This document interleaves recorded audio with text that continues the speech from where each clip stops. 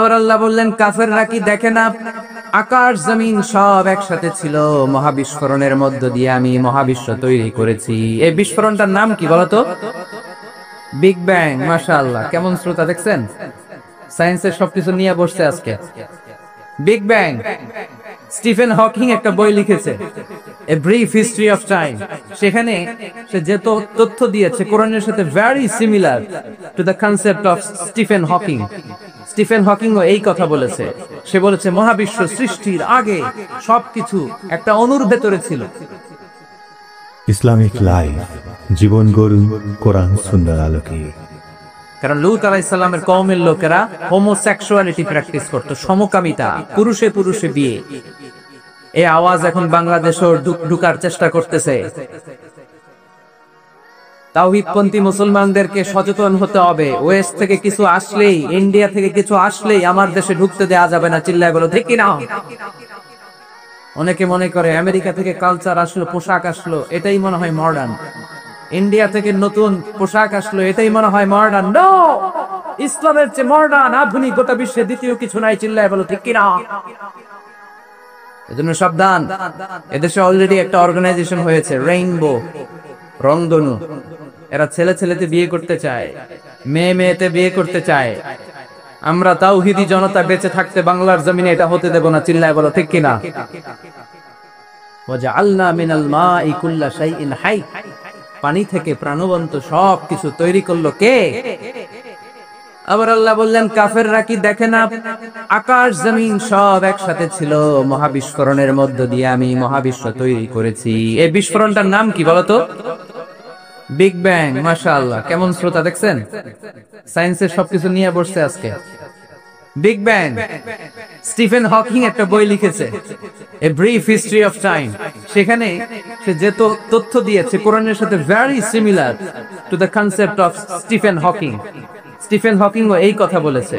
সে বলেছে মহাবিশ্ব সৃষ্টির আগে সবকিছু একটা অণুর ভেতরে ছিল, হাই সিঙ্গুলারিটি, সবকিছু এক জায়গায় ছিল। ফাফাতাকনাহুমা, এক বিশাল আওয়াজের মাধ্যমে, এক বিস্ফোরণে মহাবিশ্ব সৃষ্টি হলো। ওই আওয়াজটার নাম ছিল কুন। আওয়াজটার নাম ছিল কি? ইন্নামা আমরুহু ইযা আরাদা শাইআন আন ইয়াকুলা লাহু কুন ফায়াকুন। আমরা বাংলায় বলি না কুন ফায়াকুন? কুন ফায়াকুনের মালিক কে? তিনি বলতে দেরি, হতে দেরি হয়, কুন, হাও, হয়ে যায়। বি, ইট ওয়াজ। আল্লাহ যখন বলেছেন কুন, এই আদিতে সব মিলে থাকা এই মহাবিশ্বের সবকিছু এক মহা বিস্ফোরণের মাধ্যমে গোটা বিশ্বে ছড়িয়ে করলো, গোটা বিশ্বে ছড়িয়ে ঘুরতে আরম্ভ করলো। এই বিস্ফোরণের ছোট্ট একটা কণার নাম পৃথিবী। এই মহা বিস্ফোরণের ছোট্ট একটা কণার নাম মঙ্গল। এই মহা বিস্ফোরণের ছোট্ট একটা কণার নাম বৃহস্পতি। এই মহা বিস্ফোরণের ছোট্ট একটা কণার নাম সূর্য। এরকম কত হাজার, অযুত, লক্ষ, নিযুত কোটি কণা বড় বড় তারকা রূপে মহাবিশ্বে ঘুরে বেড়াচ্ছে। আল্লাহ ছাড়া এর খবর কেউ রাখে না। এগুলো যে কত বিশাল, এগুলো নিয়ে আমাদের চিন্তা করা দরকার। আমরা মনে করি আমি মনে হয় বড়, আমার চেয়ে ক্ষমতাধর কেউ নাই, আমি দাপটওয়ালা, আমার এলাকা এটা, এটা আমার, খালি আমার আমার কয়, আছে না নাই? তোর কি বেটা, কিসের মালিক তুই? সবকিছুর মালিক কে? পরের জায়গা পরের বাড়ি, ঘর বাঁধিয়ায় আমি রই, আমি তো সেই ঘরের মালিক নই। পরের জায়গা পরের বাড়ি, ঘর বাঁধিয়ায় আমি রই, আমি তো সেই ঘরের মালিক নই। ঠিক কিনা? যে বাড়িটাতে আজকে আমি থাকি, এটার আগে আমার বাবা ছিল, তার আগে দাদা ছিল, আমার পরে আমার ছেলে থাকবে, আমার নাতি থাকবে। এটার আসল মালিক আমি না, আমার ছেলে না, গোটা বিশ্বের আসল মালিক একজন সত্তা, তিনি কে? এজন্য সব আমার আমার এরকম দাপটওয়ালা কথা যেন আমরা না বলি। অহংকারীদেরকে আল্লাহ পছন্দ করে, বিনয়ীদের মর্যাদা আরশ পর্যন্ত নিয়ে যায় কে? মান তাওয়াদা লিল্লাহি ইল্লা রাফাআহুল্লাহ। যে নিচের দিকে নামতে চায় আল্লাহর টাইনা উঠায়, আর যে লাফায় লাফায় ওঠে থাপ্পড় মেরে আল্লাহ এত নিচে নিবে পৃথিবীর কেউ কল্পনা করতে পারবে না। ওই শয়তানের চেয়ে নিচে চলে যায়। চিল্লায় বলেন ঠিক কিনা? এজন্য অহংকার যেন আমরা না পড়ি, দাম্ভিকতা যেন না দেখাই। আমরা যেন একটু চিন্তা করি, এই যে বিস্ফোরণের মাধ্যমে গোটা বিশ্ব সৃষ্টি হলো, এটার তুলনায় কত ছোট্ট আমি, কত ক্ষুদ্র আমি। আমরা আজকে এই প্যান্ডেলে মাতোয়াইলে বসে আছি, তাই না? মাতোয়াইল তো ইউনিয়ন নাকি? কোন থানায় পড়ছে? সিটি কর্পোরেশন হয়ে গেছে। থানার নাম যাত্রাবাড়ি। যাত্রাবাড়ি হচ্ছে ঢাকার একটা থানা। ঢাকায় মোট কয় থানা? কয়টা? 19টা থানা, কম বেশি হবে। তাই 19টা থানার মধ্যে থেকে 53টা, আচ্ছা যাই হোক, এতগুলো থানার মধ্যে থেকে যাত্রাবাড়ি একটা থানা। এই যাত্রাবাড়ির মধ্যে এটা একটা ইউনিয়ন। এই প্যান্ডেলটাই কি মাতোয়াইল ইউনিয়ন? আরো আছে না নাই? কত ছোট্ট একটা জায়গায় বসে আছি। আর যাত্রাবাড়ি হচ্ছে ঢাকার একটা থানা। ঢাকা হচ্ছে আমাদের 64 জেলার একটা জেলা। এই 64 জেলা নিয়ে আমাদের বাংলাদেশ, পৃথিবীর সবচেয়ে বড় একটা দেশ। কি বলেন? কত ছোট জানেন? ওয়ার্ল্ড ম্যাপে আমাদের বাংলাদেশ লেখার জায়গাটা অনেক। BA পরে ইন্ডিয়ার উপরে, NG পরে বাংলাদেশের উপরে, LADESS আবার ইন্ডিয়ার উপরে। এত ছোট। আমাদের প্রতিবেশী দেশ ভারত আমাদের চেয়ে অনেক গুণ বড়। রাশিয়া প্রায় 100 গুণ বড়। তাহলে কত বড় বড় দেশ আছে? এরকম 200টা দেশ নিয়ে আমাদের এই বসুন্ধরা, আমাদের এই পৃথিবী। আবার এই 200টা দেশ মিলে এই পৃথিবীর 30 ভাগ, বাকি 70 ভাগ শুধু পানি। তার মানে মহাবিশ্বের সবচেয়ে বড় গ্রহের নাম পৃথিবী, তাই না? এত বড় হওয়ার পরও এটা বড় হইতে পারে নাই। পৃথিবী যে কত ছোট এটা কল্পনা করলে অবাক হতে হয়। বৃহস্পতি একটা গ্রহ আছে, আমাদের সৌরজগতের গ্রহ। আপনারা দেখবেন গুগল করলে একটার থেকে আরেকটার সাইজ কত বড়। বৃহস্পতি আমাদের চেয়ে অনেক বড়। যেই সূর্যের আলোতে সকালবেলা পৃথিবীটা আলোকিত হয়, এই সূর্যটা পৃথিবীর চেয়ে 13 লক্ষ গুণ বড়। সুবহানাল্লাহ মাহফিল শেষে কয় গুণ বড়? 13 গুণ বড়, 1300 গুণ বড়, 13,000 গুণ বড়। কয় লক্ষ? 13 লক্ষ গুণ বড়। তার মানে 13 লক্ষটা পৃথিবী সূর্যের ভেতরে রাখার জায়গা আছে না নাই? সূর্যই কি তাহলে সবচেয়ে বড়? আরো উপরে যান, আরো বড় পাবেন। সূর্য হচ্ছে তারা, তাই না? স্টার। সূর্যের পরে আমাদের সবচেয়ে কাছের তারার নাম প্রক্সিমা সেন্ট্রাই। আজকে গুগল করলেই পাবেন, অনেক আছে এরকম। Alpha Centauri A, Alpha Centauri B, Betelgeuse নামে এক তারা পাওয়া যায়, ইটা ক্যারিনা নামে তারা পাওয়া যায়। যে সূর্য পৃথিবীর চেয়ে 13 লক্ষ গুণ বড়, এমন অনেক তারা আছে যেটা সূর্যের চেয়ে কয়েক হাজার কোটি গুণ বড়। তার মানে ওইটাই সবচেয়ে বড় তারা না, ওগুলোরে খেয়ে ফেলতে পারে এরকমও বড় বড় তারা মহাবিশ্বে আছে না নাই? এরকম হাজার কোটি তারা নিয়ে আমাদের গ্যালাক্সি। আমাদের গ্যালাক্সির নাম মিল্কি ওয়ে। আমাদের গ্যালাক্সি থেকে সবচেয়ে কাছের যে গ্যালাক্সি, এটার নাম হচ্ছে অ্যান্ড্রোমেডা। এরকম হাজার হাজার কোটি গ্যালাক্সি নিয়ে প্রথম আকাশের মহাশূন্য। প্রথম আকাশে এখনো যাইতে পারিনি আপনাদেরকে নিয়ে। প্রথম আকাশের কি? মহাশূন্য। চিল্লায় বলেন প্রথম আকাশের কি? মহাশূন্য।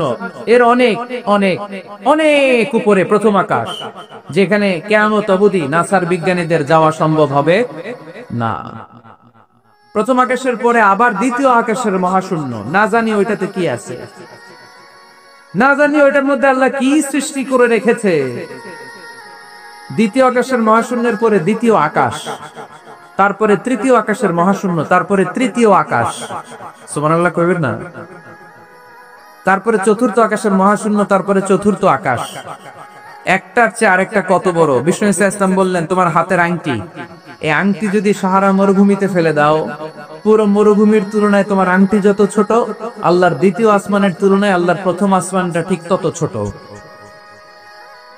তাহলে এই আসমান, এই আরশ, এই কুরসি, আমার আল্লাহর জাত ও সত্তা, এই মহাবিশ্বের তুলনায় পৃথিবীটা কতটুকু, বাংলাদেশ কতটুকু, যাত্রাবাড়ি কতটুকু, মাতোয়াইল কতটুকু, প্যান্ডেলটা কতটুকু, আর আমি নাকান্দান কতটুকু। কত নগণ্য আমি, কত ক্ষুদ্র আমি, কত তুচ্ছ আমি। মহাবিশ্বের তুলনায় আমি নাই, মহাবিশ্বের তুলনায় আমি নাই। এক লোক ব্যাংকে টাকা তুলতে গেছে 5,000 টাকা। কয় টাকা? তো সিরিয়ালে দাঁড়ায় আছে, দেখে তার সামনের এক লোক 50 লাখ টাকা তুলতেছে। কয় লাখ? উনি তুলবে কয় লাখ? সামনের লোক উনি তুলবে 5,000 টাকা। তো হঠাৎ করে দেখলো যে সামনের লোকটা যে 50 লাখ টাকা তুলবে, ও লিখছে 50 লাখ টাকা মাত্র। যত বড় অঙ্কই হোক শেষে কি লিখতে হয়? তো ক্যাশের মধ্যে লিখছে, চেকের মধ্যে, যে 50 লক্ষ টাকা মাত্র। তো এটা দেখে ও পড়ে গেছে বিপদে। হায় হায়, 50 লক্ষ টাকা মাত্র। তো তারপর ওর চেক নিয়ে ও ক্যাশ কাউন্টারে দিছে। ক্যাশ কাউন্টার দেখতেছে উনি লিখছে 5,000 টাকা নাই। 5,000 টাকার পরে কি লিখছে? নাই। তো ক্যাশে যে বসছে, কি ভাই ঘটনা কি? এত এত ক্লায়েন্টের সাথে ফিনান্সিয়াল ট্রানজাকশন হ্যান্ডেল করি, আমার জীবনে কাউরে তো টাকার সংখ্যার পরে নাই লিখতে দেখি নাই। ঘটনাটা কি?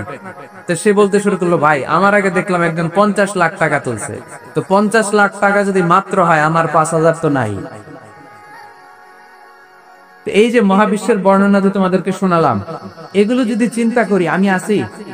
আমি নাই, কিছুই না। আমি কত তুচ্ছ, আমি কত নগণ্য। আমি এই মহাবিশ্বকে মহা বিস্ফোরণের মাধ্যমে তৈরি করেছে কে? নিশ্চয়ই কোরআনের মধ্যে এমন একটা সূরা আছে, সূরাটার নাম হলো সূরাতুল মুলক। সূরাতুল মুলক যেই ব্যক্তি তেলাওয়াত করবে, কবরের আযাব থেকে তারে বাঁচায়া দিবে কে? কবরে আমাদের সবার যাওয়া লাগবে নাকি লাগবে না? দাদা গেল, চাচা গেল, আমিও যাব, ঠিক কিনা? একদিন মাটির ভেতরে হবে ঘর রে মন আমার, কেন বাঁধো ও দালান ঘর রে মন আমার, কেন বাঁধো ও দালান ঘর। যাওয়া লাগবে, ঠিক কিনা? এই পৃথিবীতে আমরা আজীবন থাকতে আসি নাই, যেতে হবে। দাদা গেল, চাচা গেল, বাবা গেল, ফুফা গেল, নানা গেল, নানি গেল, আমারও যাওয়া লাগবে। আমার সন্তানগুলো যাবে। আমার স্ত্রীর পেটের মধ্যে যদি 2, 3, 4 মাসের কোনো বাচ্চা থাকে, ওইটাও যাবে, ঠিক কিনা? সবাইকে যেতে হবে। এত নির্মম সত্যটা জানার পরেও আমাদের লাইফস্টাইল, চলাফেরা দেখলে মনে হয় আমরা কেউ যাব না। কোটি বছর হায়াত নিয়ে আমরা আসছি, ঠিক কিনা? লাইফস্টাইল দেখলে মনে হয় আমি যাব না, সব আমার, সব আমার, আমি সব খেয়ে ফেলাম। এগুলো বলে না, ওর পেট হইলে এতটুকু, সব খেয়ে ফেলাইব। কয় বাড়ি আমার, গাড়ি আমার, এই এলাকা আমার, এই এলাকায় দাপট আমার, বলে না? বাড়ি আমার, গাড়ি আমার। যদি জিজ্ঞেস করি কার বাড়ি, কয় আমার বাড়ি। কেমনে আপনার বাড়ি? আপনার বাবা যখন এই বাড়িতে থাকতো, বাবাও কইতো আমার বাড়ি। আপনার দাদা যখন এই বাড়িতে থাকতো, দাদাও বলতো আমার বাড়ি। আপনি মরে গেলে আপনার ছেলে বলবে এটা আমার বাড়ি, ছেলে মরে গেলে নাতি বলবে আমার বাড়ি, নাতির নাতির নাতিও যখন এই বাড়িতে থাকবে, সেও বলবে আমার বাড়ি। বাড়ি একটা, দাবিদার কয়জন খেয়াল করছেন? পরের জায়গা পরের বাড়ি, ঘর বাঁধিয়ায় আমি রই, আমি তো সেই ঘরের মালিক নই। পরের জায়গা পরের বাড়ি, ঘর বাঁধিয়ায় আমি রই, আমি তো সেই ঘরের মালিক নই, ঠিক কিনা? টাকার জায়গা টাকা থাকবে, গাড়ির জায়গায় গাড়ি থাকবে, বাড়ির জায়গায় বাড়ি থাকবে। যেই বালাখানা আমি বানালাম, যেই দামি ঘর আমি বানালাম, আমার শেষ ঘুমটা কি আমার ওই ঘরের মধ্যে হবে নাকি? টাকা দিয়ে আমি গোসলখানা বানালাম, টাইলস দিয়ে গোসলখানা বানালাম, আমার জীবনের শেষ গোসলটা কি আমার বানানো গোসলখানায় হবে নাকি? তার মানে থাকতে আসি নাই। এই নির্মম সত্যটা প্রতিদিন 100 বার খেয়াল করতে হবে, তাহলে আর আমার এই কথাগুলো বেশি আসবে না। চিল্লায় বলেন ঠিক কিনা? বিশ্বনবী বললেন কবরে তোমাদের যেতে হবে। আর এমন একটা সূরা আল্লাহ কোরআনে দিয়েছে, এই সূরাটা তেলাওয়াত করলে কবরের আযাব থেকে বাঁচাবে কে? ওই সূরাটার নাম হলো সূরাতুল মুলক। কি নাম? আরো জোরে বলেন। আবার বিশ্বনবী বললেন শাফাআত লি সাহিবিহা, এই সূরাটা যে বারবার তেলাওয়াত করবে, এই সূরাটা কিয়ামতের দিন তেলাওয়াতকারীর জন্য আল্লাহর কাছে সুপারিশ করবে। আরো জোরে সুবহানাল্লাহ। কোরআন সুপারিশ করলে আল্লাহকে সুপারিশ ফেলে দিবে? অর্থমন্ত্রী যদি মাননীয় প্রধানমন্ত্রীর কাছে কোনো বিষয়ে সুপারিশ করে, প্রধানমন্ত্রী ওটা রিজেক্ট করতে পারবে? তো কোরআন যদি সুপারিশ করে, আল্লাহ রিজেক্ট করবে নাকি? আল্লাহ এই সুপারিশ কবুল করে নেবে। চিল্লা এখন ঠিঙ্গিরা। আবার বিশ্বনবী ফরমান খাসামাত আন সাহিবিহা, এই সূরাটা এমন সূরা, এই সূরাটা তেলাওয়াতকারীর জন্য কিয়ামতের দিন আল্লাহর সাথে তর্ক করবে, ঝগড়া করবে, ডিবেট করবে। আপনার পক্ষে আল্লাহর সাথে তর্ক, কি সাহস এই সূরা! কতক্ষণ তর্ক করবে? হাত্তা আদখালাহুল্লাহুল জান্নাহ, যতক্ষণ না আল্লাহ আপনারা জান্নাতি বলে ঘোষণা না দিবে। এজন্য এই সূরা তেলাওয়াতের দরকার আছে না নাই? বিশ্বনবী বলতেন, মান কারা বিহা ফি লাইলা ফাকাদ আকসা ওয়া তাবা, রাত্রি বেলায় যে ব্যক্তি এই সূরাটা তেলাওয়াত করবে তার পুরো আমলনামাটা সওয়াব দিয়ে পরিপূর্ণ করে দিবে কে? এজন্য বিশ্বনবী বলতেন, আমি চাই আমার প্রতিটা উম্মতের হৃদয়ে এই সূরাটা গাঁথা থাক। আমি চাই আমার প্রতিটা উম্মতের সিনার ভেতরে এই সূরাটা মুখস্থ থাক। এই সূরা মুখস্থের দরকার আছে না নাই? মুখস্থ করতে রাজি আছেন? সবাই রাজি? এই সূরার আয়াত মাত্র 30টা। কয়টা? আর এক মাসে কয় দিন? আপনাদের রাজা মেহারে কয় দিন? এদিকেও 30 দিন।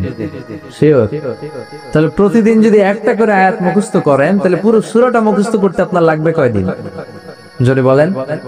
আজকে থেকে এই সিদ্ধান্তে আসা যায় না যে প্রতিদিন একটা করে আয়াত আমরা সূরাতুল মুলকের মুখস্থ শুরু করব, আর এক মাসে পুরো সূরাটা মুখস্থ হয়ে যাবে ইনশাআল্লাহ। অল্প কয়েকজন বলছে, এখন আরো অনেকে বলছে, সবাই বলে নাই এখনো।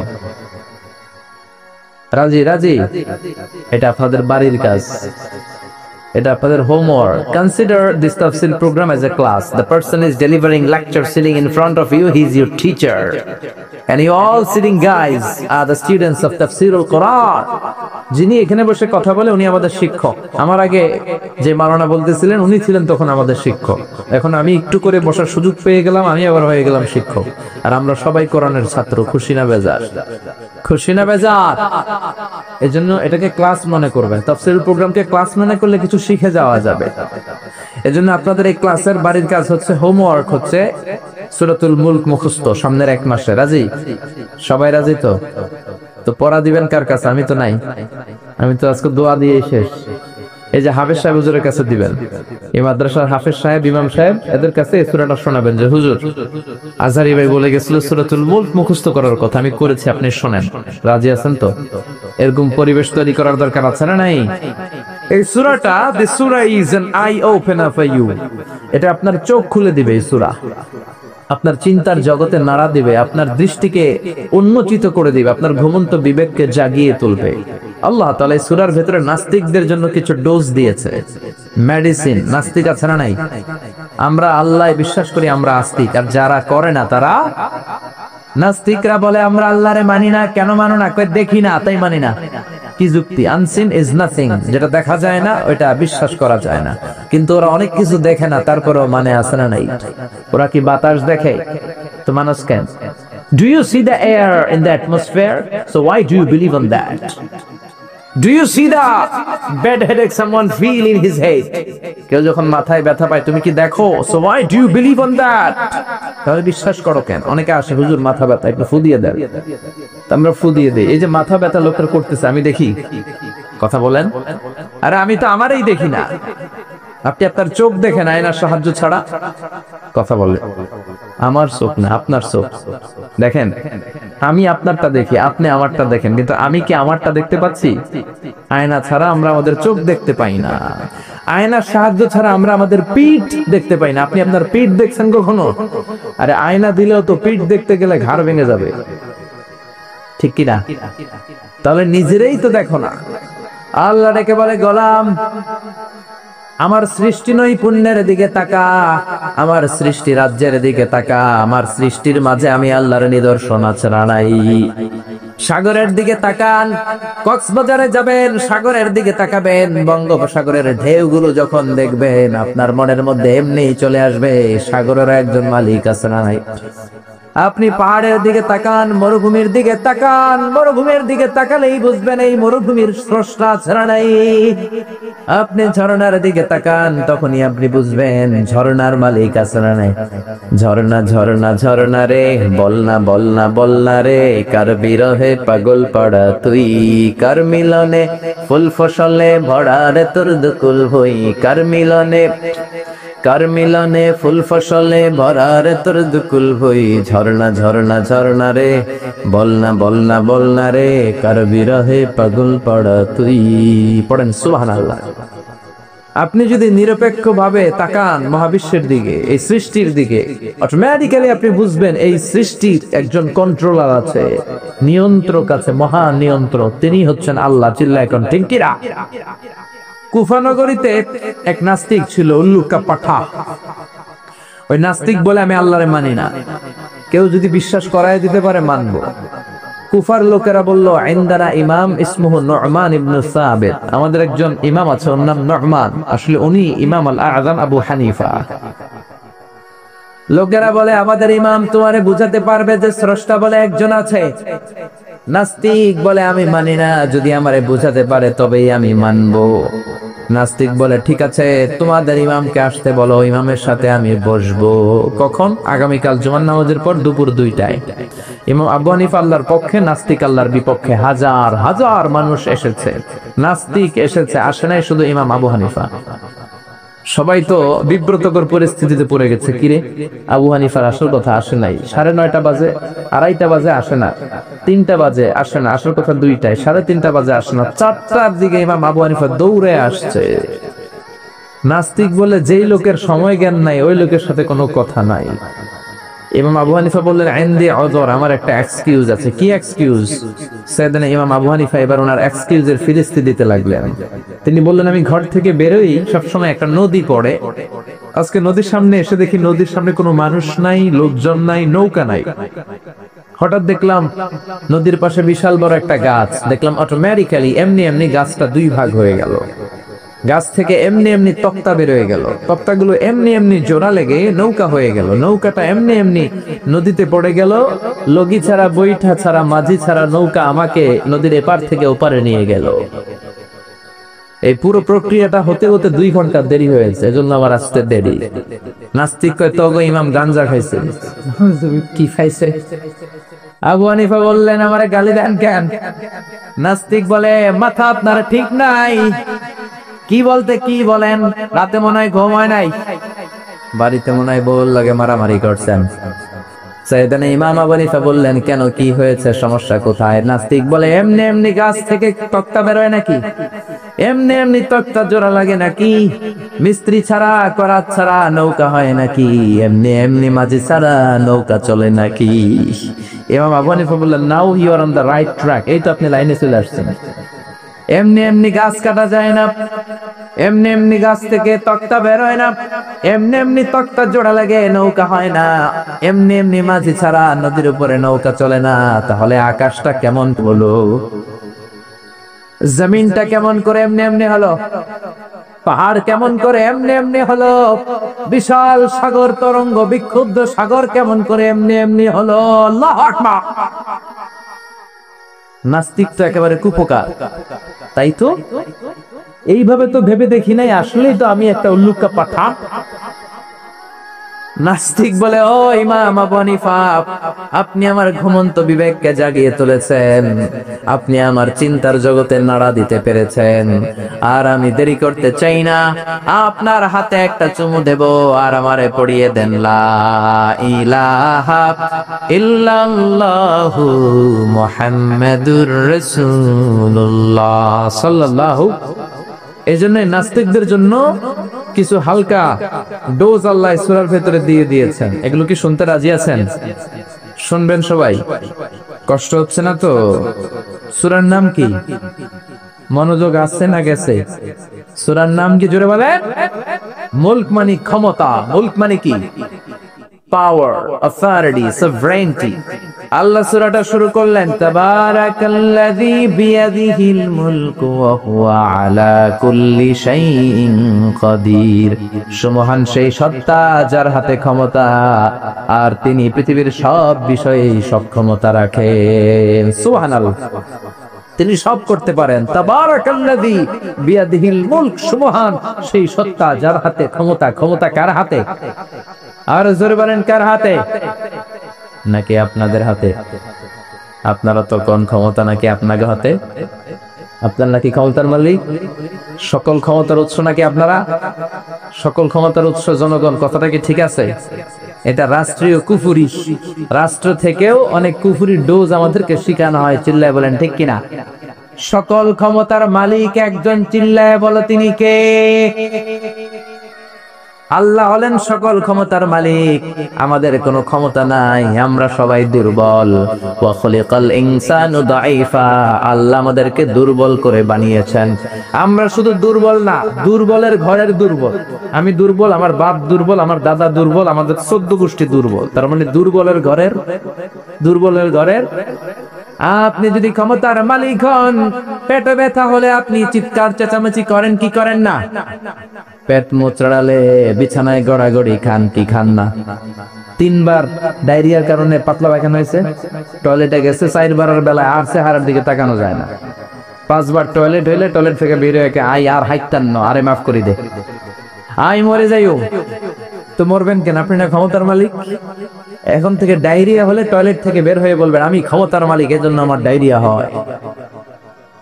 কত বড় কপাল পোড়া! কোন ক্ষমতা আমাদের হাতে নাই, ক্ষমতা একজনের হাতে। তিনি কে? আল্লাহ বলেন আমি হলাম ক্ষমতার মালিক, তোমরা হলা দুর্বল। কত দুর্বল! রাস্তায় বাজারে রিকশার টায়ার পাংচার হলে আমরা লাভ দিয়া উঠি। লাভ দেন নাই? আমি কত দিছি? আমি তো এক জেলা থেকে আরেক জেলায় রাতে রাতে ঘুরি তাফসিরের কারণে। মাঝে মাঝে ট্রাকের টায়ার পাংচার হয়ে আমরা লাভ দিয়ে উঠি ভয়ে। আর সে আমরা বলি আমরা নাকি ক্ষমতার মালিক। রাত 3টার দিকে যদি ভূমিকম্প হয় দেখবেন সব বিল্ডিং থেকে দেয় দৌড়। ঠিক কিনা? শুধু ভাড়াটিয়ারাই দৌড় দেয় না, বাড়িওয়ালারাও দৌড়। নাকি বাড়িওয়ালারা দৌড়ায় না? মনে হয় দৌড়ায়।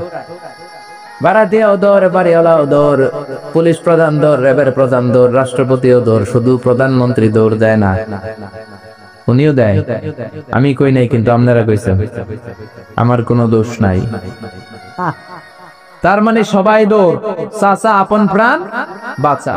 পেছন থেকে কেউ যদি বলে হুজুর সাপ, কাউরে পাওয়া যাবে না। ঠিক কিনা? 3-4টা বাবা ব্যাংক যদি ছেড়ে দেওয়া হয়, এদিকে একটা ওদিকে একটা ওদিকে একটা, ব্যাংক কি লাভ দিবে? এর চেয়ে বড় লাভ দিবেন আপনারা। তাহলে চিন্তা করে দেখেন কত দুর্বল। কুকুর আমাদেরকে কামড়ালে আমরা কুকুরকে কামড়াইতে পারি না। বল্লা পোকা কামড় দিয়ে দেয়, ধরে মারুক, ধরতেও পারি না। কত দুর্বল, কত অসহায়।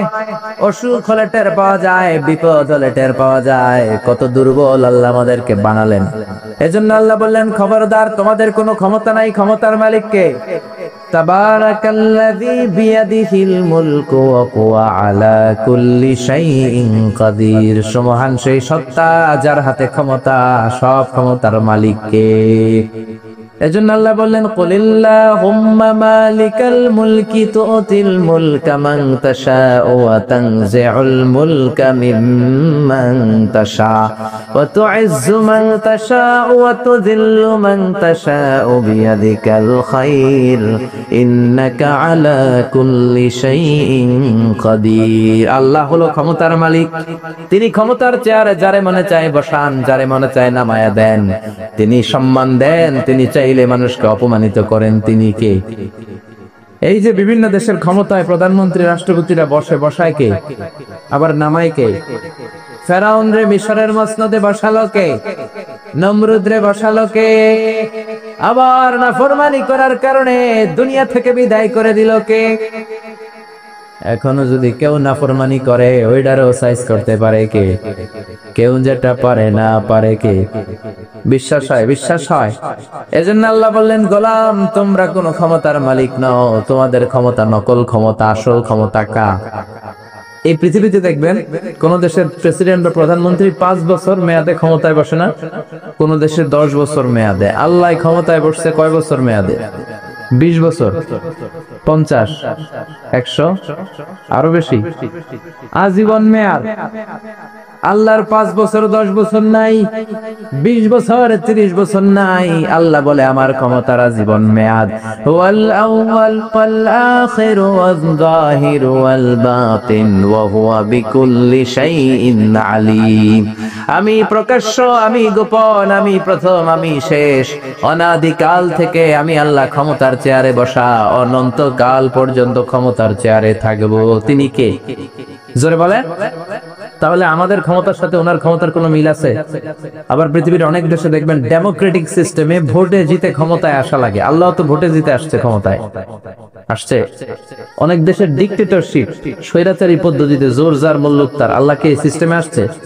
আবার অনেক দেশে মোনার্কি সিস্টেম, রাজতন্ত্র, রাজার পোলা রাজা। আল্লাহর বাবা ছিল রাজা, এর লেগে আল্লাহ রাজা। বিষয়টা এমন, আল্লাহ বলে খবরদার, কুল হুয়াল্লাহু আহাদু আল্লাহুস সামাদু লাম ইয়ালিদ ওয়া লাম ইউলাদ ওয়া লাম ইয়াকুল লাহু কুফুয়ান আহাদ। লাম ইয়ালিদ ওয়া লাম ইউলাদ, আমি আল্লাহ কাউরে জন্ম দেই নাই, আমি কারো কাছ থেকে জন্ম নেই নাই। সৃষ্টির শুরু থেকে আমি ক্ষমতার চেয়ারে বসা, শেষ পর্যন্ত থাকবো। ঠিক কি না? আবার দেখবেন অনেক দেশে ক্ষমতায় যাওয়ার জন্য জোট করা লাগে, কোয়ালিশন। বাংলাদেশে জোটের রাজনীতি আছে না নাই? আপনারা কি কথা বুঝতেছেন? শুরু হইলো 4 দলীয় জোট এই দেশে, না? এরপরে 14 দলীয়, এরপরে 18 দলীয়, এরপরে 20 দলীয়, এরপরে হইলো মহাজোট, এবার হবে মহাজোট। তো আল্লাহ তো মহাজোটে ক্ষমতায় আসছে, আল্লাহর জোট করা লাগছে। কথা বলেন। আল্লাহ বলে খবরদার, ওয়ালাম ইয়াকুল্লাহু শারীকুম ফিল মুলকি ওয়া কাব্বিরহু তাকবীরা। আমি আল্লাহর ক্ষমতায় কোনো শরীক দল নাই, আমি আল্লাহর ক্ষমতায় কোনো অংশীদার নাই, আমি আল্লাহর ক্ষমতায় কোনো জোট নাই, আমি একাই ক্ষমতার মালিক। ঠিক কি না? জোরে বলেন। আবার দেখবেন পৃথিবীতে অনেক দেশে আন্দোলন করে যিনি ক্ষমতায় বসে আছে ওরে ক্ষমতার চেয়ার থেকে নামানো যায় কি যায় না। আমি ছিলাম মিশরে 5 বছর, তো একটা আন্দোলন হলো, প্রেসিডেন্ট হোসনি মুবারককে জনগণ নামায় ফেললো ক্ষমতার চেয়ার থেকে। তো আমরা পৃথিবীর সব মানুষগুলো যদি আল্লাহর বিরুদ্ধে একটা আন্দোলন করি, তাইলে তো আল্লাহরে নামায় দেওয়া যায়। কথা বলেন। যত জিন আছে, জিনেরা যদি বলে আমরাও মানুষের সাথে একাত্মতা ঘোষণা করলাম, আল্লাহরে আমরা মানি না, আল্লাহ নামবে?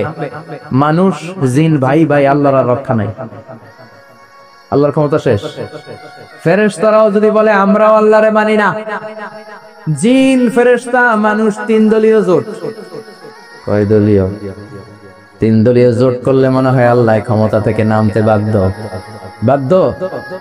আল্লাহ বললেন, ওয়া আন্নাকুম গায়রু মুআজিজিল্লাহ।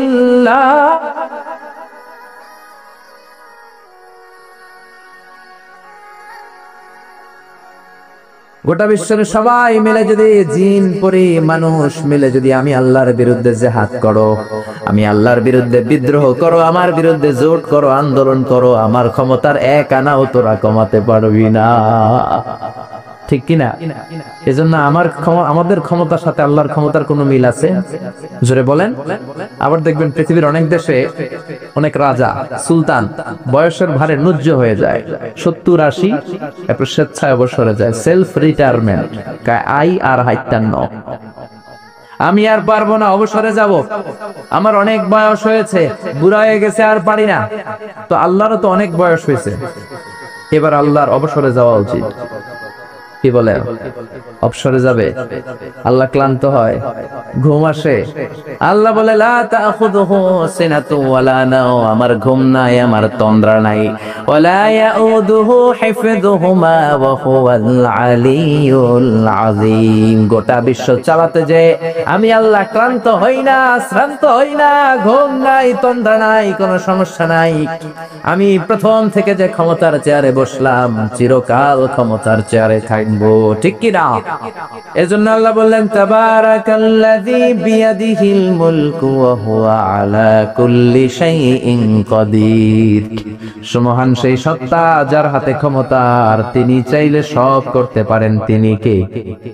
এজন্য আর কোনদিন বলবেন যে আমরা ক্ষমতার মালিক, মনে থাকবে? রাজা মেহেরের ভাইরা, ক্ষমতার মালিক কে? আর জোরে বলে। আমরা বললাম আল্লাহ, বুঝলাম আপনি ক্ষমতার মালিক, আর কিসের মালিক?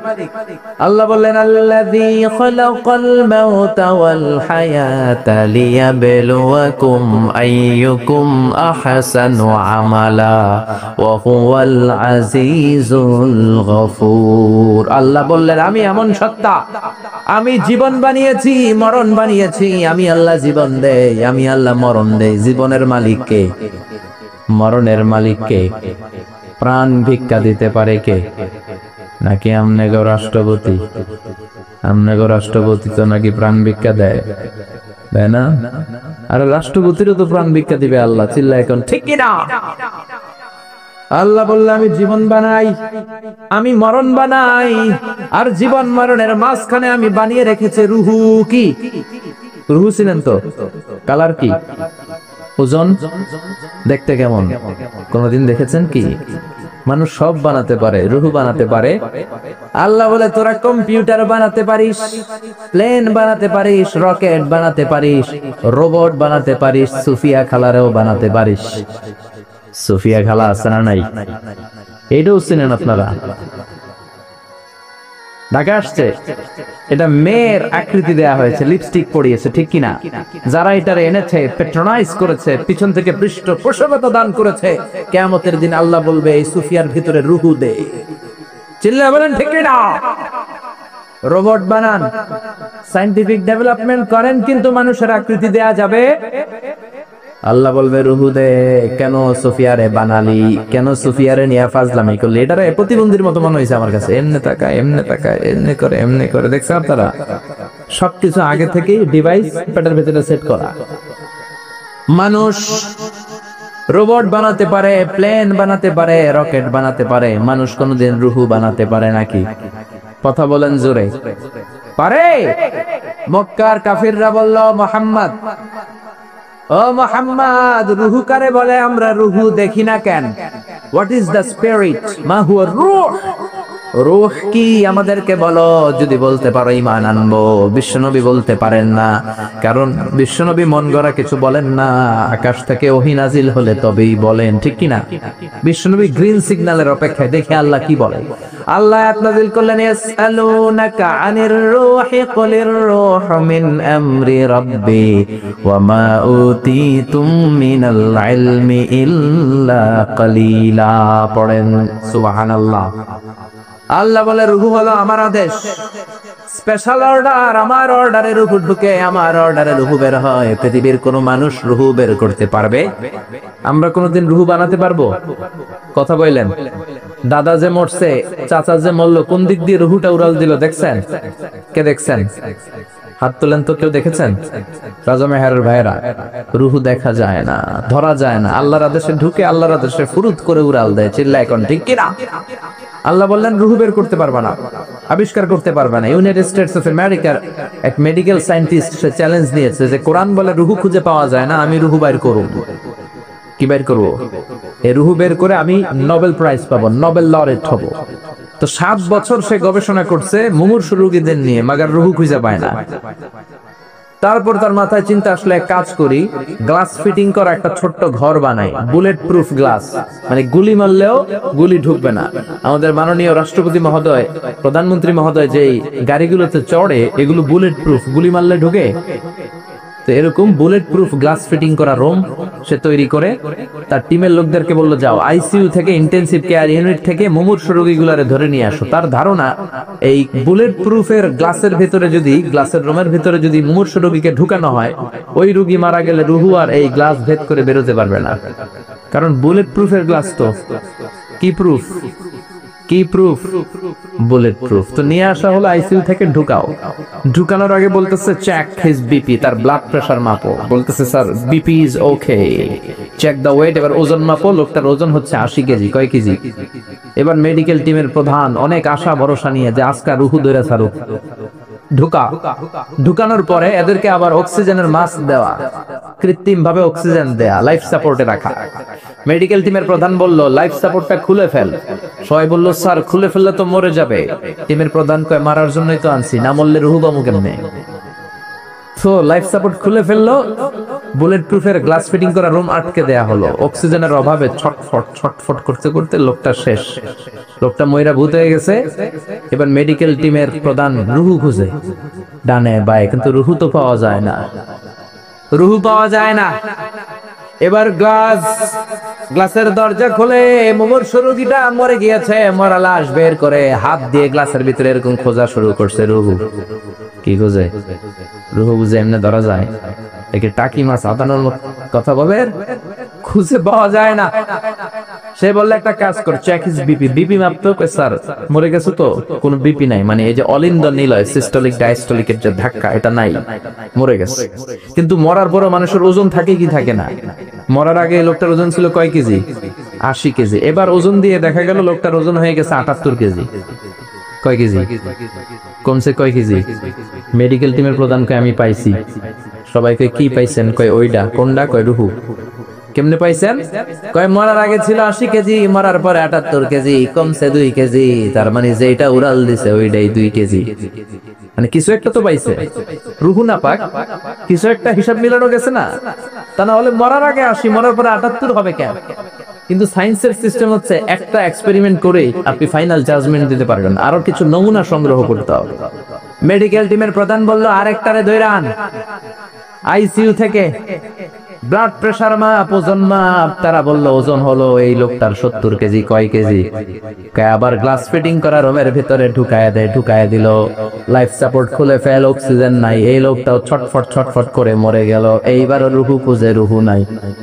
আবার বের করছে মরা লাশ, চেক হিজ বিপি, বিপি নাই, কিন্তু ওজন আছে না? নাই। মরার আগে এই লোকটার ওজন ছিল কত? 70। এবার ওজন দিয়া দেখে হইছে 71। এবার বাড়ছে না? এবার যাইবা কই? এবার যাবা কই? আগেরটা 2 কেজি কমলো, আসার একটা জায়গা ছিল, এবার বেড়ে গেছে 1 কেজি। আল্লাহ কয় কিয়ামত পর্যন্ত তুই ঢুকাবি আর বাইর করবি, কিন্তু রুহু খুঁজে পাবি না। ঠিক কি না? ইয়াসআলুনাকা আনির রূহি কুলির রূহু মিন আমরি রাব্বি ওয়া মা উতিতুম মিনাল ইলমি ইল্লা কালিলা। দুনিয়াতে সব বানাতে পারবা, শুধু রুহু ছাড়া। কি ছাড়া? আমরা এখন পিকনিকে যাব। পৃথিবীর সবচেয়ে কাছের যেই তারা প্রক্সিমা সেন্ট্রাই, এটাতে অ্যাপোলো 11 নামক রকেটটা দিয়ে, যে রকেটটা আমাদেরকে 1 ঘন্টায় 39,000 কিলোমিটার দূর নিয়ে যাবে। কত দূর? 39,000 কিলোমিটার নিয়ে যাবে 1 ঘন্টায়। কিন্তু যেতে কত সময় লাগবে? এই রকেটটা দিয়ে আমাদের পৃথিবীর সবচেয়ে কাছের তারায় পৌঁছতে 1,15,000 বছর লেগে যাবে। ঘন্টায় 39,000 কিলোমিটার বেগে ছোটার পরেও 1,15,000 বছর লাগবে। আল্লাহ যদি বলে যা আজারি, তুই যখন শক করছিস একটা, তোরে আর যারা হাত তুলছে তোদের সবাই 1,15,000 বছর হায়াত দিয়ে দিলাম, তো যদি দিয়ে দেয় তাহলে আমরা মরে ভূত হয়ে যাবেন। আমরা যাইতেই থাকবো, যাইতেই থাকবো। আমাদের নাতি পুতি সতি লতি ক্ষতি সব মরতে মরতে মরতে মরতে মরতে মরতে মরতে মরতে মরতে মরতে মরতে মরতে মরতে মরতে মরতে মরতে মরতে মরতে 6,000 জেনারেশন মরে যাবে। আমাদের 6,000 প্রজন্ম যখন মরে ভূত, তখন আমাদের নামার সময় হবে। সুবহানাল্লাহ কইতে পারলেন না?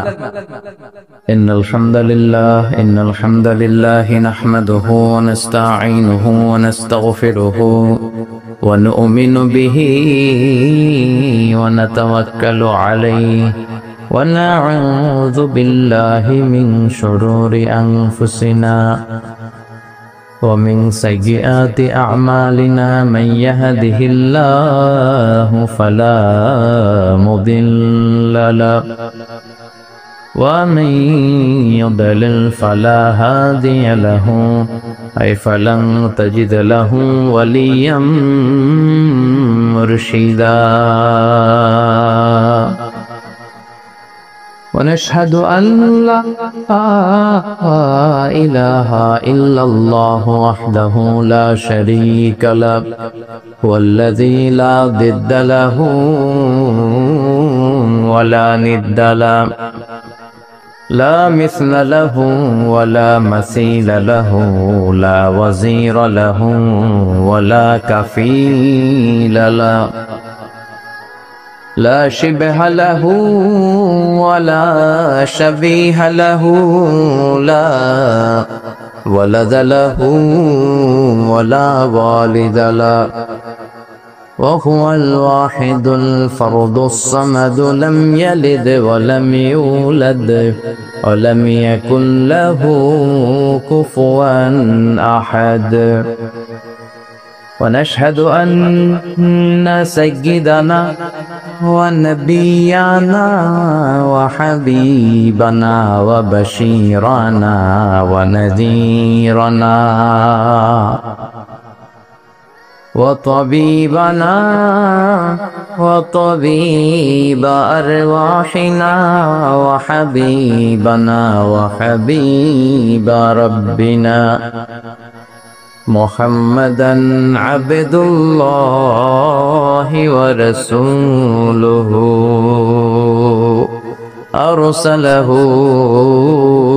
بالحق بشيرا ونذيرا وداعيا إلى الله بإذنه وسراجا منيرا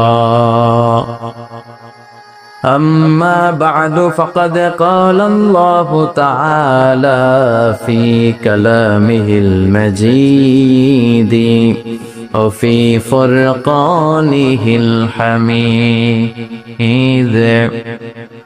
أعوذ بالله من الشيطان الرجيم بسم الله الرحمن الرحيم تبارك الذي بيده الملك وهو على كل شيء قدير إن الله وملائكته يصلون على النبي يا أيها الذين آمنوا صلوا عليه وسلموا تسليما اللهم صل على سيدنا محمد وعلى آل سيدنا مولانا محمد সবাই মহাব্বতের সাথে জোরে জোরে আওয়াজ করে পড়ুন আল্লাহুম্মা সাল্লি আলা সাইয়্যিদিনা মাওলানা وعلى آل سيدنا مولانا محمد তাহাজ্জুদের যায় নামাজে মরণ দিও প্রভু আমায় একামতে দিনের কাজে কবুল করে নিও আমায় তাহাজ্জুদের যায় নামাজে মরণ দিও প্রভু আমায় একামতে দিনের কাজে কবুল করে নিও আমায় আল্লাহুম্মা সাল্লি আলা সাইয়্যিদিনা মুহাম্মাদ وعلى آل سيدنا مولانا محمد ওগো রাসূল প্রিয় রাসূল প্রাণের রাসূল ওগো রাসূল প্রিয় রাসূল প্রাণের রাসূল তোমারই জন্যে এ বিশ্বে মোরা আলো পেয়েছি পেয়েছি কুল ওগো রাসূল প্রিয় রাসূল প্রাণের রাসূল ওগো রাসূল প্রিয় রাসূল প্রাণের রাসূল আল্লাহুম্মা সাল্লি আলা সাইয়্যিদিনা মাওলানা وعلى آل سيدنا مولانا محمد لا إله إلا الله لا إله إلا الله جر لا إله إلا الله لا سبحان الله الحمد لله لا إله إلا الله سبحان الله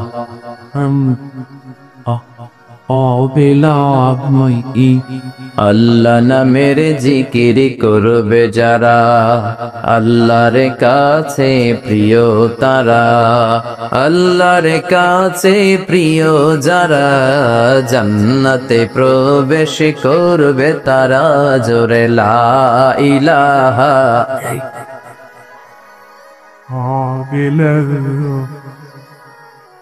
لا إله إلا الله محمد رسول الله صلى الله عليه وسلم বিসমিল্লাহির রহমানির রহিম পরম করুণাময় অসীম দয়ালু আল্লাহ তাআলার নামে শুরু করছি। আমরা আমাদের সব ভালো কাজ একজনের নামে শুরু করি, তিনি কে? আরো জোরে বলেন, তিনি কে? আল্লাহর নামে কাজ শুরু করলে বরকত আছে না নাই? রহমত আছে না নাই?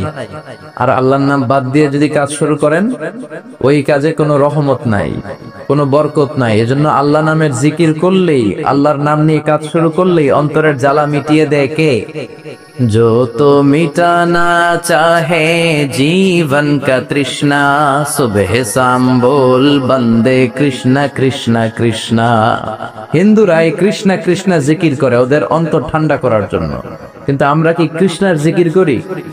আমরা জিকির করি কার? আমরা বলি जो तो मिटाना चाहे जीवन का जाला सुबह शाम बोल बंदे अल्लाह अल्लाह अल्लाह। ঠিক কি না? আমরা আমাদের অন্তরের জ্বালা মিটানোর জন্য এক সত্তার জিকির করি, যিনি কে? কেউ যেটা পারে না পারে কে? কেউ যেটা বুঝে না বুঝে কে? কেউ যেটা শোনে না শোনে কে? সে আল্লাহ তাআলার নামে আমরা সব কাজ শুরু করব। সব কাজের আগে আমরা বিসমিল্লাহির রহমানির রহিম বলবো। রাজি আছেন তো? সব কাজের আগে বিসমিল্লাহির রহমানির রহিম। ছেলে মেয়েদেরকে এগুলো শিখাবেন। কাজ শুরু করার আগে বিসমিল্লাহ, খাওয়া শুরু করার আগে বিসমিল্লাহ, খাওয়ার পরে আলহামদুলিল্লাহ।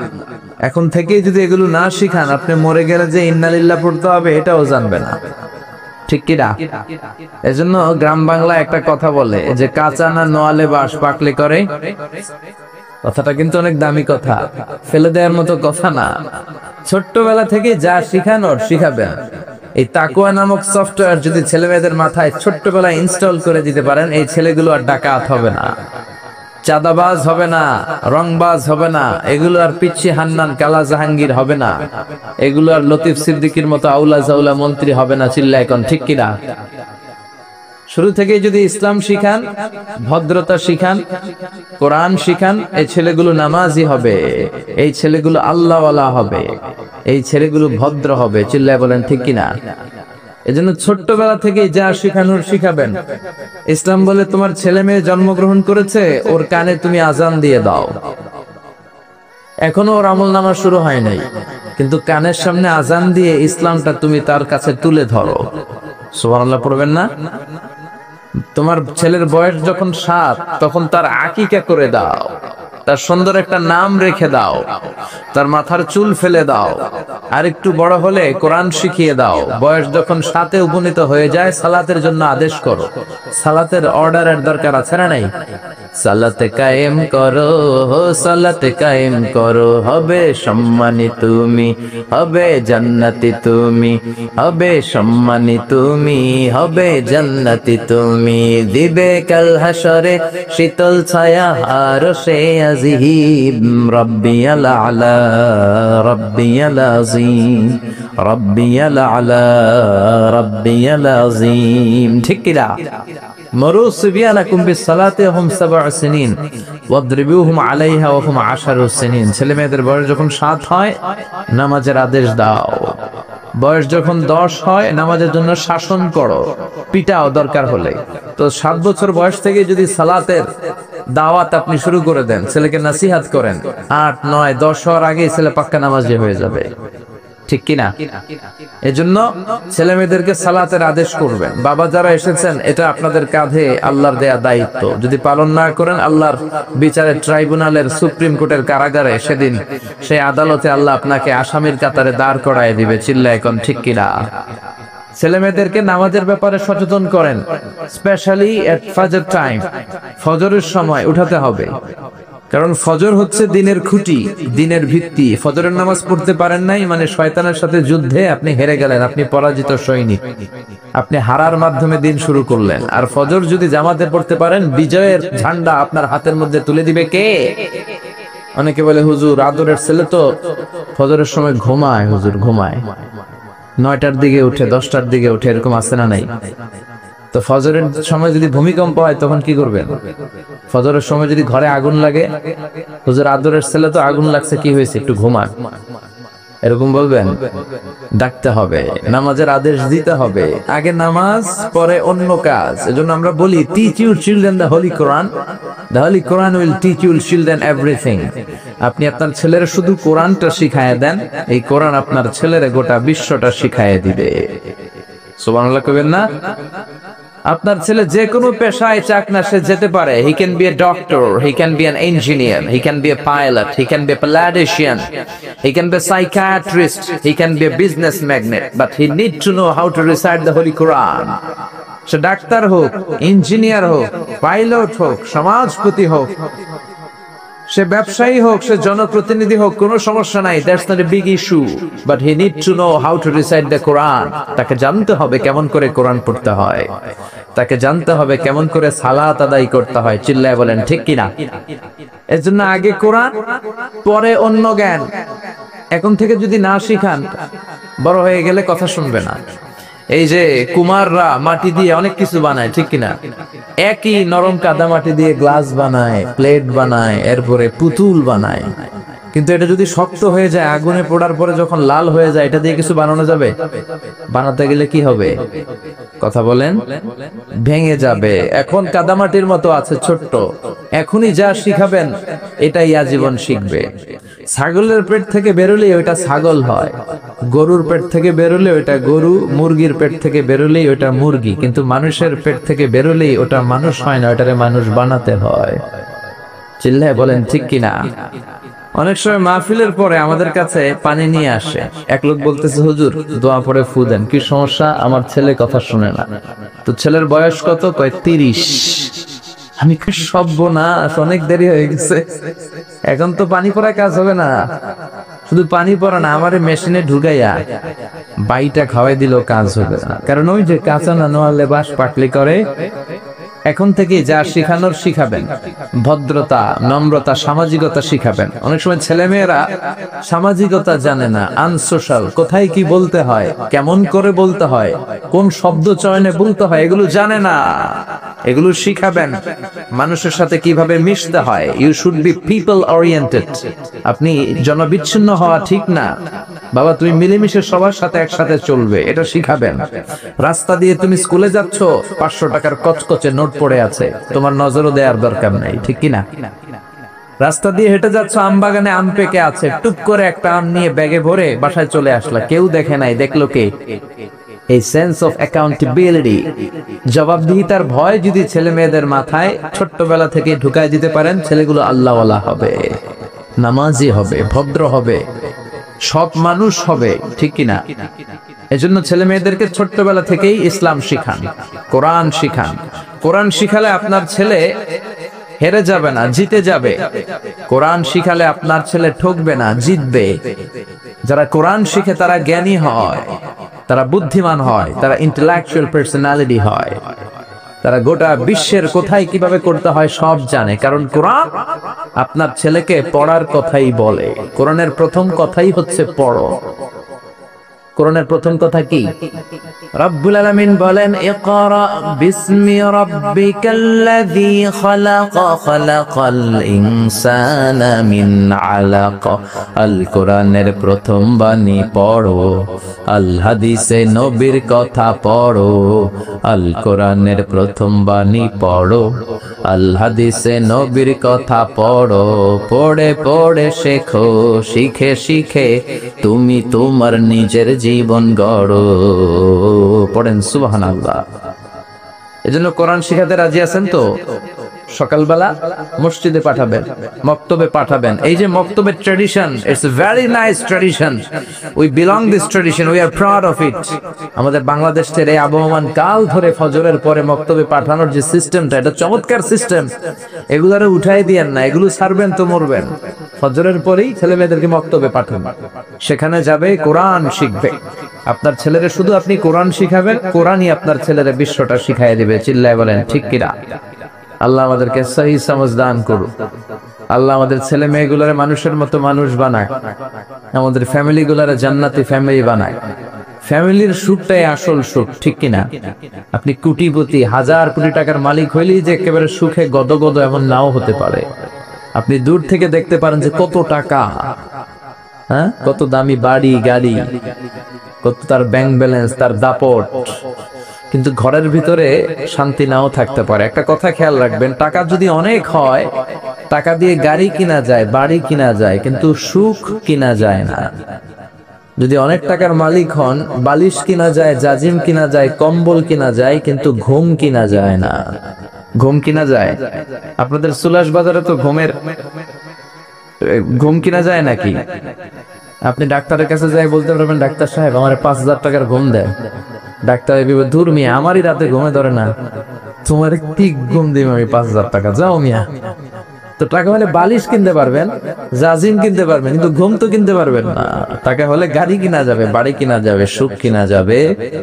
সুখ আছে কোরআনে। সুখ আছে কোথায়? কোরআনে সুখ আছে, শান্তি আছে, আপনার জীবনের সমস্যার সমাধান আছে, ঠিক কিনা?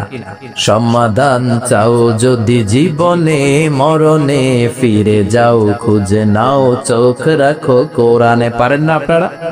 পড়েন, সমাধান চাও যদি জীবনে, মরণে ফিরে যাও, খুঁজে নাও, চোখ রাখো কোরআনে। If you want the solution this dunya and akhirah, go back, have a look to the holy Quran. ঠিক কি না? এজন্য সমাধান আপনাকে কোরআন দিবে। কোরআন হচ্ছে it's a problem solving methodology, it's not a problem creating methodology. কোনো প্রবলেম ক্রিয়েট করে না কোরআন। কোথাও যদি প্রবলেম হয়ে যায়, এটাকে সলভ করে দিতে জানে কোরআন। সুবহানাল্লাহ পড়বেন না? তো এই জন্য এই সমস্ত হাফিজি মাদ্রাসাগুলোতে ছেলে মেয়েদেরকে দিতে হবে। আমাদের হাফেজরা কিন্তু বিশ্ব সেরা। আমি প্রায় জায়গায় গল্প করি, হাফেজ জাকারিয়া, তারিক, নাজমুস সাকিব, ফজলে রাব্বি আদেল, এদের কারণে বিশ্ব আমাদেরকে চিনে। একটা সময় বাংলাদেশকে শুধু চিনতো আমাদের সেনাবাহিনীর কারণে, পিস কিপিং মিশনের কারণে। আমাদের সেনাবাহিনী আবার খুব নাম কুড়িয়েছে আফ্রিকাতে। আবার চিনতো আমাদের গার্মেন্টের কারণে, আমাদের পোশাক খুব মোলায়েম। আমরা যমুনা ফিউচার পার্কে গেলে দেখি made in Switzerland, made in America খুঁজি, কিন্তু বারাক ওবামা কাপড় কিনতে গেলে ও খোঁজে মেড ইন বাংলাদেশ। বাংলাদেশের কাপড় কই আছে এটা দেখে দেখে শেপ পড়ে। ডোনাল্ড ট্রাম্প তার নির্বাচনী প্রচারণায় একটা লাল কালারের ক্যাপ পরেছিল। ওই ক্যাপে তার স্লোগান ছিল মেক আমেরিকা গ্রেট অ্যাগেইন, আমেরিকাকে আবার গ্রেট বানাও। তো তার ক্যাপটাও মেড ইন বাংলাদেশ, আমাদের বাংলাদেশের শ্রমিকরা বানিয়েছে। সুবহানাল্লাহ বের হয় না মুখ দিয়ে। তো এই কাপড়ের কারণে চিনতো, মিলিটারির কারণে চিনতো, আবার চিনতে শুরু করেছে ভাষার কারণে। 21 ফেব্রুয়ারিতে এখন ইন্টারন্যাশনাল মাদার ল্যাঙ্গুয়েজ ডে, আমাদেরকে চিনে। এরপরে টঙ্গীর ইস্তেমার কারণে আমাদেরকে চিনে। অনেক সময় আমরা বলি আমরা বাংলাদেশের, কোন বাংলাদেশ? তখন যদি বলি ইস্তেমা, ইস্তেমা, ও ইস্তেমা, টঙ্গীর ইস্তেমা, তখন আবার চিনে। বুঝতে পেরেছেন?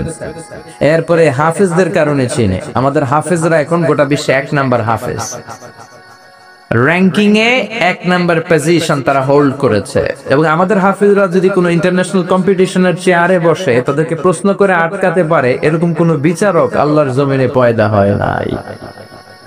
এরপরে আরেকটা জিনিসের কারণেও চিনে, আমাদের দুর্নীতির কারণে। করাপশন, নাসরানাই, সবাই কয় হুজুর তো এতক্ষণ ভালো লাইনে আসিল, এখন আবার কোন লাইন ধরলো? দুর্নীতি আছে না নাই? জোরে বলেন। আমাদের দেশের প্রত্যেকটা সরকারি অফিসের রন্ধ্রে রন্ধ্রে দুর্নীতি।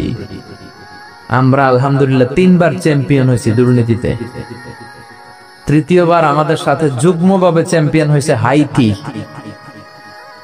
এই স্বাধীনতার স্থপতি বঙ্গবন্ধু শেখ মুজিবুর রহমান অনেক চেষ্টা করছে দুর্নীতি বন্ধ করার জন্য, কিন্তু পারে নাই। পারবে কেমনে? উনি যে দল গঠন করছে ওই দলের লোকদের মধ্যে দুর্নীতিবাজ আছে, আসরা নাই? শুধু এই দল না, প্রত্যেক দলের ভিতরেই দুর্নীতিবাজ। আমরা যাবো কই? আমাদের তো নতুন কোনো অপশন নাই। সরকার আসে, সরকার যায়, দেশের চেহারা পাল্টায় না। এজন্য আমাদের প্রিয় নেতা বঙ্গবন্ধু শেখ মুজিবুর রহমান খুব আফসোস করে বলেছিলেন, কোন দেশ পায় তেলের খনি, কেউ পায় গ্যাসের খনি, কেউ পায় সোনার খনি, আমি পাইছি চোরের খনি। বাড়িয়ে বললাম না তো? 1973 সাল, স্বাধীনতার 2 বছর পরের ঘটনা। বাংলাদেশে প্রচন্ড শীত, হাড় কাঁপানো শীতে উত্তরবঙ্গের বুড়াগুলা মরতে আরম্ভ করছে। বঙ্গবন্ধু গোটা বিশ্বের নেতাদেরকে আহ্বান করে বললেন, আমার দেশের শীতে মানুষ মরে, আপনারা কম্বল পাঠান।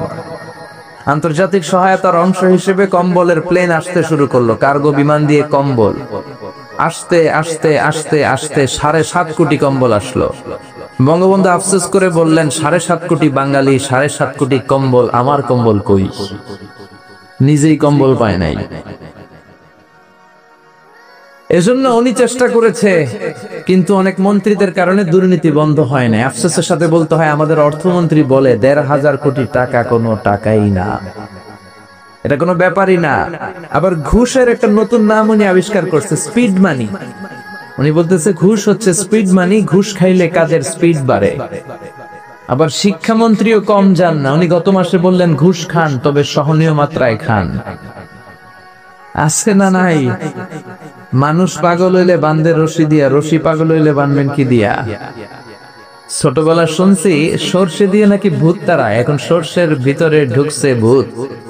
बर्बाद गुलिस्तान के लिए एक ही उल्लू काफी है, गुलिस्तान की हर शाख में उल्लू बैठे हैं, फिर अंजाम में गुलिस्ता क्या होगा? चिल्लाए कौन ठीक किरा? একটা ফুলের বাগান নাকি তছনছ করে দিতে একটা হুতুম পেঁচাই যথেষ্ট। এখন ফুল বাগানের গাছে গাছে, শাখায় শাখায়, ডালায় ডালায় হুতুম পেঁচা। ফুল বাগানের নসিবে কি আছে আল্লাহ ছাড়া কেউ জানে না। 1971 সালের 9 মাসের রক্তক্ষয়ী যুদ্ধের মধ্য দিয়ে আল্লাহ বাংলাদেশ নামক এক ফুল বাগান আমাদেরকে দিয়েছে। এজন্য কোন দুর্নীতিবাজদের হাতে এই ফুল বাগানকে ছেড়ে দেওয়া যাবে না। চিল্লায় বলো ঠিক কিনা? এই বাংলার জমিনে কোরআনের আইনের দরকার আছে না নাই? কোরআনের আইন চালু হয়ে গেলে একটা দুর্নীতিবাজও থাকবে না। কোরআন কি দুর্নীতির পক্ষে না বিপক্ষে? আমাদের দেশের 17 কোটি মানুষের প্রধানমন্ত্রী, আমাদের প্রিয় মাননীয় প্রধানমন্ত্রী শেখ হাসিনা অনেক চেষ্টা করে যাচ্ছেন দুর্নীতি বন্ধ করার জন্য, পারতেছে না। দুদক হয়ে গেছে ল্যাংড়া দুদক। ওই দুদকের ভিতরে দুর্নীতি আছে না নাই? তো এই জন্য শুধু দুদক দিয়ে দুর্নীতি বন্ধ করা যায় না। দুর্নীতি বন্ধ করার জন্য আল্লাহ একটা কিতাব পাঠিয়েছে। কিতাবটার নাম কি? চিল্লায় বলেন কি নাম? এই কোরআনের আইন বাংলাদেশে চালু হোক আমরা চাই। চাই কোরআনের আইনের বিরুদ্ধে কোন আইন হইলে আমরা মানবো? কথা বলেন মুসলমান, আমরা মানবো? যে কোরআনকে আল্লাহ আমাদের নাজাতের জন্য পাঠালেন, ওই কোরআন রে গালি দেয় এরকম বেয়াদব বাংলার জমিনে আসরে নাই। এদের সাথে আমাদের কোনো সম্পর্ক। নতুন এক নাস্তিকের পয়দা হয়েছে, নাম আসাদ নূর। ফেসবুকে লাইভে এসে বলেছে, আমি প্রতিদিন সকালে কোরআনের উপরে পেশাব করব। এটা কি মানুষ না মানুষ? এটা জাহান্নামের নরকী, এটার পিতৃ পরিচয়হীন জারদ সন্তান। জোরেকন ঠিক কিনা? মাননীয় প্রধানমন্ত্রীর উচিত এই বেয়াদবটাকে শুক্রবারে জুমার নামাজের পর বাইতুল মোকাররমের স্কয়ারে লক্ষ মানুষের সামনে ফাঁসির রশিতে ঝুলিয়ে দেয়া। ইংল্যান্ডের আরেক বেয়াদব মুফাসসিল ইসলাম, সে শেল্টার দিচ্ছে লন্ডন থেকে এই বেয়াদবটাকে। গভর্নমেন্টের উচিত ইন্টারপোলের পুলিশের মাধ্যমে ওই বেয়াদবটাকে ধরে আনা। আমরা এই কোরআনের জন্য পাগল। আমরা কোরআন নিয়ে বাঁচতে চাই, মরতে চাই। রাজি আছো মুসলমান? কারা কারা রাজি? দো হাত উঁচু করে আল্লাহর দেখা। লিল্লাহে তাকবীর, লিল্লাহে তাকবীর। এজন্য কোরআনের আইন চালু হলে আর দুর্নীতি থাকবে? কথা বলেন। দুর্নীতি থাকবে না, সুদ থাকবে না, ঘুষ থাকবে না, চাঁদাবাজি থাকবে না, টেন্ডারবাজি থাকবে না, খাদ্যে কেউ ভেজাল দিবে না, মাছে কেউ ফরমালিন দিবে না, ওজনে কেউ কম দিবে না, ইফটিজিং করার সাহস কেউ পাবে না। চিল্লায় বলেন ঠিক কিনা? এজন্য এই কোরআনের জন্য সবকিছু করতে রাজি আছেন তো? শুধু স্লোগানে নাকি ময়দানেও? স্লোগানে, ময়দানে, সব জায়গায় থাকার দরকার আছে না নাই? আল্লাহ আমাদেরকে তুমি কবুল করে নাও, দুর্নীতি মুক্ত বাংলাদেশ উপহার দাও, বাংলাদেশটাকে তুমি তোমার বরকত দিয়ে সিক্ত করে দাও। এজন্য সব জায়গায় আমরা বিসমিল্লাহির রহমানির রহিম দিয়ে কাজ শুরু করব। আর ছেলে মেয়েদেরকে এই ইসলামিক কৃষ্টি কালচার তাহযীব তামাদ্দুন শিখাতে হবে। না শিখালে ওরা শিখতে পারবে না, আর না শিখালে আপনিও আল্লাহর পাকড়াও থেকে ছাড়া পাবেন না। আল্লাহর সিস্টেম হচ্ছে আল্লাহ ধরে না, কিন্তু ধরলে ছাড়ে না। ধরে না, ধরলে আল্লাহ। বিশ্বাস হয়? বিশ্বাস হয়? রাজা মেহার আদর্শ এতিমখানা ও হাফিজিয়া মাদ্রাসার উদ্যোগে বার্ষিক তাফসিরুল কোরআন ও দোয়ার মাহফিল 24 জানুয়ারি 2018 বুধবার বাদ আসর হতে আপনাদের এই প্রোগ্রাম। সভাপতি আলহাজ মোহাম্মদ ফজলুল হক সাহেব, চেয়ারম্যান তানজিমুল মিল্লাত ট্রাস্ট, রাজা মেহার, কুমিল্লা। উনি আসতে পারে নাই না, অসুস্থ। আল্লাহ ওনাকে সুস্থ করে দেখ। প্রধান অতিথি আলহাজ জাহাঙ্গীর আলম সাহেব, চেয়ারম্যান, রাজা মেহার ইউনিয়ন পরিষদ দেবিদ্বার। চেয়ারম্যান সাহেব মনে আসতে পারে নাই, উনি ঢাকায়। আমরা সবাই ঢাকা চলে যাই, চলেন। অনেক জায়গায় প্রধান অতিথিরা থাকে না, আসলে ব্যস্ত থাকে তো। জনপ্রতিনিধিদের অনেক কাজ, অনেক দায় দায়িত্ব, এগুলো ছাড়তেও পারে না। আবার ওনাদের নাম না দিলেও হয় না, একটা বরকতেরও দরকার আছে না নাই? তো আল্লাহ তাদেরকে কবুল করুক। আরো জোরে পড়েন আমিন।